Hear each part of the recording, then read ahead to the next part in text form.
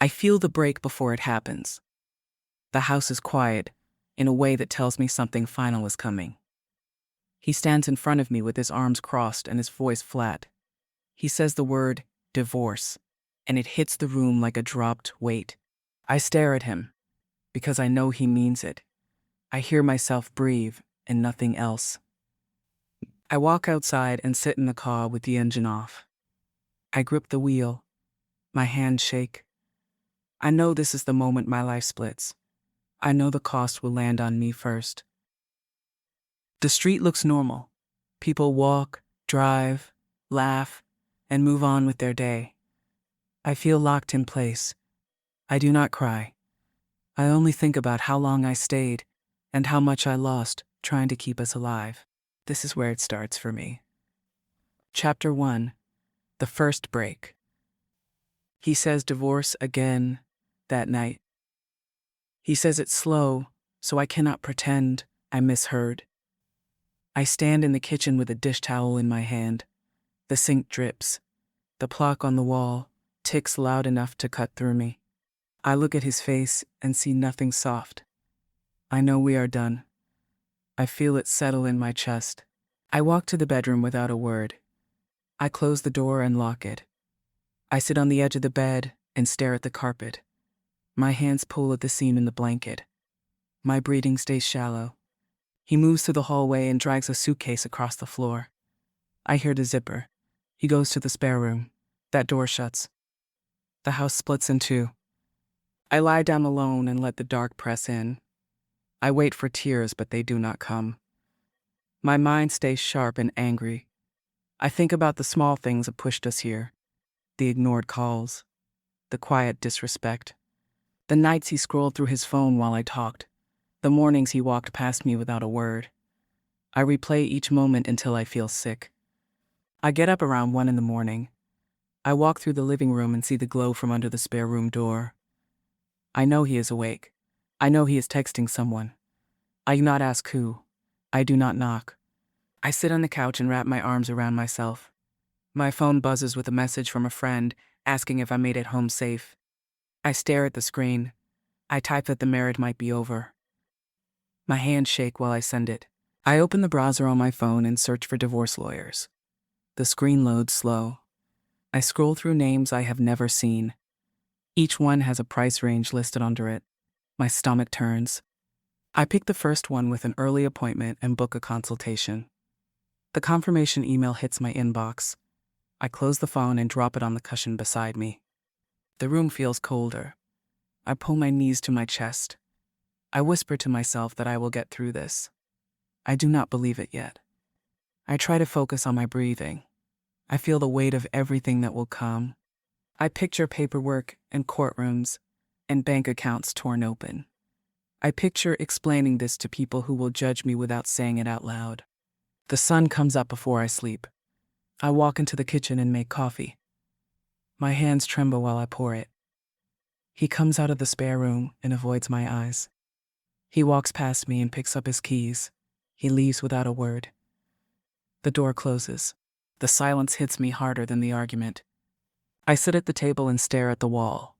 The lawyer's estimate flashes in my mind. I know I cannot afford this.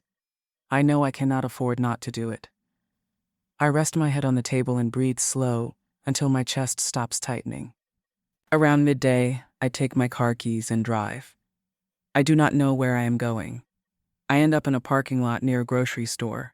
I park under a tree and sit there. I grip the steering wheel and try to steady my breath. My eyes sting, but I do not let the tears fall. I talk out loud. I say I cannot keep living like this. I say I want peace. My voice cracks. I drop my forehead to the wheel. My phone rings. I let it go to voicemail. I am not ready to speak. I close my eyes and sit in the heat. Sweat runs down my back. I stay still until my breathing evens. When I drive home, he is gone again. The house looks the same but feels stripped. I step inside, close the door, and lock it. I walk to the bedroom and sit on the bed. I breathe deep and steady. I tell myself the truth. The marriage is over. The cost is coming. I have to face it. I look at my reflection in the dresser mirror. My face looks tired. My eyes look older than yesterday. I hold that stare until I feel something shift inside me. I whisper that I will not beg for love again. I end the night in silence. No apology. No fix. No hope of a gentle landing. Only the truth pressing down on me. This is where my life starts breaking open. Chapter 2. The payment begins. I walk into the lawyer's office 2 days later. The air feels heavy. I sit across from her while she explains the process. Her voice is calm. Mine is not. I sign the first set of documents. My hand shakes while I write my name. When the pen leaves the page, the marriage moves from a feeling to a file. She tells me the first payment is due in 10 days. The number sits in my chest like a weight. I nod, even though I barely breathe. I drive home in silence. I park in the driveway and sit there until my legs stop trembling. When I walk inside, his things are gone from the hallway. His shoes, his jacket. The space feels wider, but not safer. I stand there and wait for the room to steady. Nothing does. I pull myself together and check the mail. 2 bills sit on top of the stack, both higher than usual, both in my name now. I spend the next week trying to stretch money that will not stretch. I cut groceries. I turn off lights. I cancel small comforts. Each time I open my banking app, the numbers drop lower. I feel my throat tighten. I start listing what I can sell. I go through drawers and closets. I lay things on the bed and stare at them. None of it feels like enough. He sends a message about picking up the last of his belongings. I tell him they will be by the door. He responds with 1 word. I try not to read tone into it. My chest still tightens. When he comes by, he does not step inside. He grabs the bags and leaves. We barely look at each other. I watch him walk away like he is a stranger. It hits me that he truly is. The first court meeting comes faster than I expect. I walk through the doors with my hand shaking. I sit at a table across from him and keep my eyes fixed on a folder. The judge asks questions. The lawyers answer. He does not look at me. I try not to look at him. The conversation turns to accounts, property, and the car. Each word feels like a cut. I speak only when I must. My voice stays low and steady. The judge schedules the next date and dismisses us. When I step outside, the air feels thick and hot. I lean against the railing and hold my breath until my chest loosens. The lawyer says we did fine. I nod. She leaves. I stand alone on the courthouse steps and try to understand how 2 people who shared a life now speak only through documents. The next month hits hard. The bills pile up. The lawyer's invoice arrives and takes most of what I earned. I fall behind on 1 payment and get a warning notice in the mail. My hands shake while I read it. I sit at the kitchen table and press my palms against my face. I do not cry. I fall quiet instead. I pick up extra hours where I can. I take a side job cleaning an office at night. My feet hurt. My back aches. I keep going. One night, I come home after midnight. I drop my bag on the floor and sit on the couch. The room is dark except for the streetlight through the window. My body feels done. I take slow breaths. I tell myself I will not break. My voice cracks. I straighten my spine and force myself to stand. A younger relative asks me one day if everything is all right. I freeze. I tell them I am handling things. They nod, but I see the worry in their eyes. It hits me that the tension leaks out even when I try to hide it. I walk to the bathroom and sit on the edge of the tub. My hands shake. I grip my knees until they stop. Weeks pass with no relief. The arguments over accounts grow sharp. He sends messages about what he wants. I answer only what the lawyer tells me to say. I feel drained each time his name appears on my phone. I mute the notifications so I can breathe without flinching. One night, I lie in bed staring at the ceiling. I listen to the house settle around me. I realize I have stopped waiting for him to change. I feel the truth settle into my body. There is no going back. The cost is real and rising. I close my eyes and try to imagine life after this. Nothing clear comes, only a faint sense of distance, a place I cannot see yet. I breathe slow and steady until the room stops spinning. The next hearing date sets on my calendar. My stomach tightens each time I look at it.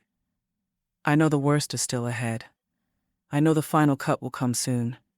I brace myself for it. I fall asleep that night knowing the fight is not about love anymore. It is about survival. It is about getting to the other side without losing the last pieces of myself. The bill has started. The cost is heavy, and I am nowhere near paid up. Chapter 3: When the final cost arrives. The morning of the final hearing, I wake before the alarm. My body feels tight. My stomach is in a knot that will not ease. I get dressed slow. I tie my hair back. I look at myself in the mirror and see a woman who has aged through months of pressure. I take one long breath and walk out the door. The courthouse feels colder this time. I check in and sit on a bench.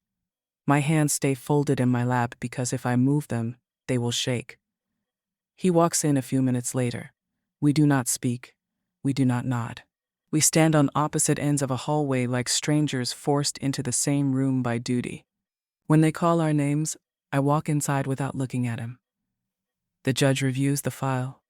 The lawyers talk. I hear pieces of our life pulled apart and placed into categories: accounts, property, responsibilities. The judge speaks with calm authority. Then he says the words that end the marriage. He signs the document. The sound of the stamp lands heavy. It is done. I walk out of the room before my legs give out. I go to the bathroom and lock the door.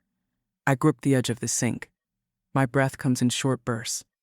I stare at my reflection and try to understand what I am now. A woman with no husband. A woman free and broken at the same time. I splash water on my face and steady myself. I leave the courthouse without looking back. The next days feel strange. The silence in the house is deeper than before. I fold laundry and cook dinner in a space that belongs only to me now. I check the mail and see the final paperwork. I hold it in my hands. My name stands alone on every page. I feel the truth settle in my chest. The marriage is gone. The last thread has been cut. I think about changing my last name. I sit at the kitchen table with the form in front of me. My hand hovers over the pen. I picture how his family used to introduce me. I picture who I was when I first took his name. I realize I do not know if I want to keep it, out of habit or fear. I set the form aside. I tell myself I will decide when my mind is steady. On Sunday, I walk into church for the first time since the separation. My heart feels heavy. I sit near the back. People glance at me. Some offer soft smiles. Some stare too long. I feel exposed. I bow my head and try to pray. The words come slow. I feel distant from the faith that once held me up. I sit through the service with quiet guilt pressed against my ribs. I leave as soon as it ends. During the next weeks, small judgments reach me through relatives and church members. They do not say it directly, but I hear it in their questions. Was I sure? Did I try hard enough? Did I pray enough? I nod and keep my answers short. I feel the sting beneath their tone. I go home and sit on my bed until the tightness in my chest fades. The first holiday after the divorce hits me harder than I expect. I wake up alone and make breakfast in silence. I scroll through photos of families and couples. I put the phone down before my throat closes. I step outside and walk through the neighborhood. The air is cool, the sky is clear. I breathe slow and try to feel present. I tell myself that loneliness does not mean failure. It only means change. Over the next months, I build a new routine. I wake early. I handle bills without waiting for help that never came. I draw firm boundaries with my ex. Our conversations stay brief and businesslike. Each time I hang up, I feel a small piece of power return. I clean the house, room by room. I throw out things that hold bad memories. I keep only what feels honest. One night, I sit on the floor with the journal open. I write down everything I survived. The arguments, the debt, the courtrooms, the long nights working 2 jobs. I write until my hand cramps. I close the journal and hold it against my chest. Something shifts inside me. Not peace yet, but clarity. I walk to the mirror and study my face. I see the woman who stayed too long. I see the woman who finally walked out. I breathe deep. I accept both truths. The cost was emotional. It was financial. It was spiritual. It stripped me down to the bone. It forced me to start over with nothing steady under my feet. But I am still here.